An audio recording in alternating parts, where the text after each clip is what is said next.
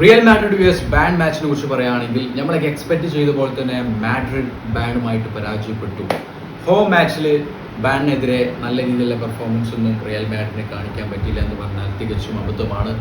നമ്മളൊക്കെ വിചാരിച്ച പോലെയല്ല മാഡ്രിഡിൻ്റെ സ്റ്റാർട്ടിങ് എന്ന് പറയുന്നത് കിഡിലായിരുന്നു. ഗുള്ളറിൻ്റെ ഗോളാണെങ്കിലും ആ ഒരു ഫസ്റ്റ് ടച്ച് ഗോളാണെങ്കിലും ഇറ്റ് വാസ് സൂപ്പറായിരുന്നു. അതുപോലെ തന്നെ സെക്കൻഡ് ഫ്രീ കിട്ടിയപ്പോഴും ഗുള്ളർ അടിക്കുമെന്ന് പ്രതീക്ഷിച്ചു, പക്ഷേ ഗുള്ളർ അടിച്ചു ഗോളാക്കി. ഗുള്ളർ ഈ ഒരു മാച്ചിൽ എന്ന് പറഞ്ഞാൽ ഇമ്പോസിബിൾ ആയിട്ടുള്ള ഒരു പെർഫോമൻസ് ആണ് ഗുള്ളർ കാണിച്ചത്.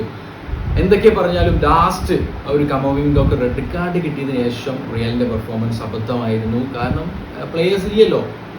ഒബ്വിയസ്ലി 2 ഗോളുകൾ, ഒലിസി ഒരു ഗോൾ അടിച്ചു, കിട്ടിലും ഗോളായിരുന്നു, ലൂയിസ് ഡയസ് ഒരു ഗോൾ അടിച്ചു, അതും അപാര ഗോളായിരുന്നു. അങ്ങനെ 2 ഗോൾ അടിച്ചിട്ട് 6-4 അഗ്രിഗേറ്റിൽ റിയൽ മാഡ്രിഡ് ബയണുമായിട്ട് പരാജയപ്പെട്ടത്.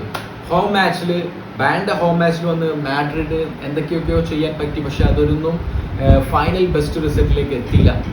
6-4 ബാനെതിരെ റിയൽ മാഡ്രിഡ് തോറ്റു. ചുരുക്കി പറയുകയാണെങ്കിൽ നമ്മൾ വേൾഡ് കപ്പിൽ അർജന്റീനയും ബ്രസീലൊക്കെ വേൾഡ് കപ്പിൽ നിന്ന് പെട്ടെന്ന് പുറത്താവില്ല, സെമി കാണാതെ. അതുപോലെ തന്നെ ബാഴ്സലോണയും അതുപോലെ തന്നെ റിയൽ മാഡ്രിഡും സെമി കാണാതെ യുസിയിൽ നിന്ന് പുറത്തായി.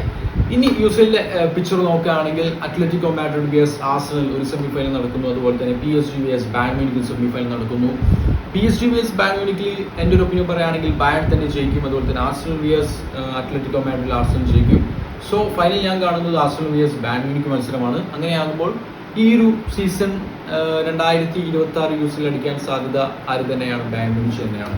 എൻ്റെ ഒരു ഒപ്പീനിയൻ പറയുകയാണെങ്കിൽ ബായൺ തന്നെ ആയിരിക്കും ഈ ഒരു യുസിൽ അടിക്കാൻ പോകുന്നത്. സോ അതിനെക്കുറിച്ച് നിങ്ങളുടെ അഭിപ്രായങ്ങളും കാര്യങ്ങളൊക്കെ കമൻറ്റ് ബോക്സിൽ കമൻറ്റ് ചെയ്യാം. പിന്നെ ഈ ഒരു മാച്ചിൽ എനിക്ക് ഇഷ്ടപ്പെട്ട ഒരു പ്ലെയർ എന്ന് പറയുന്നത് ഇപ്പോൾ റിയൽ മാഡ്രിഡിൻ്റെ ഭാഗത്ത് നോക്കുകയാണെങ്കിൽ എനിക്ക് ഇഷ്ടപ്പെട്ട പ്ലെയർ എന്ന് പറയുന്നത് അർദ ഗുള്ളറാണ്. അതുപോലെ തന്നെ ബാൻ്റെ ഭാഗത്ത് നോക്കുകയാണെങ്കിൽ എനിക്ക് ഇഷ്ടപ്പെട്ട പ്ലെയർ എന്ന് പറയുന്നത് ഒലിസിയാണ്. That was super. ഗുള്ളറാണെങ്കിൽ മാഡ്രിഡിൽ പൊളിയായിരുന്നു, ഒലിസിയാണെങ്കിൽ ബായൺ മ്യൂണിക്കിൽ പൊളിയായിരുന്നു. ഓക്കെ ഫ്രണ്ട്സ്, നിങ്ങളുടെ അഭിപ്രായങ്ങളും കാര്യങ്ങളൊക്കെ കമൻറ്റ് ബോക്സിൽ കമൻറ്റ് ചെയ്യാം. വീഡിയോ അവസാനിപ്പിക്കുന്നു. ബൈ.